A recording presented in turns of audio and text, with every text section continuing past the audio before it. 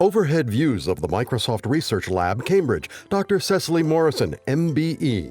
My name is Cecily Morrison and I'm a principal researcher at Microsoft Research in the Cambridge UK lab.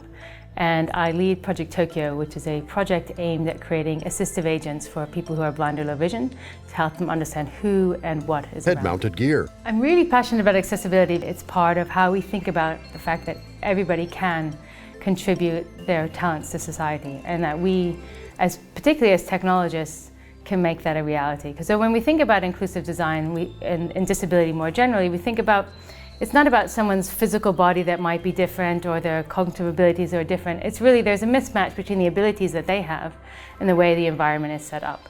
If we were all blind, our environment would look really different. As people who design technologies, we can make choices about how we minimize that discrepancy between the technologies and the environment they create and the abilities that people have. It's a must that we make the right choices so that everybody can use technologies, not to use the technology, but that they're enablers so that everybody can participate and give their talents to society. With 2 boys. I've been awarded an MBE for services to inclusive design. Inclusive design is where we think about how we can design anything, but in my case, technology, for each and every one of us.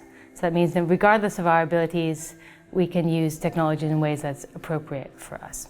What's exciting is really the recognition of how important inclusive design is for the world and making a world that we really want to live in. It's an acknowledgement that inclusion is not a nice to have.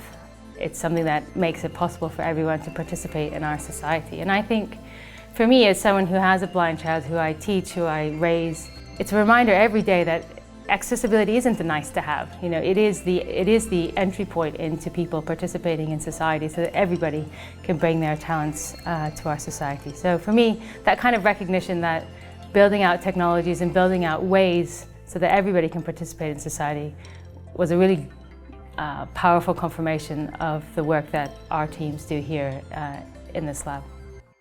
Microsoft.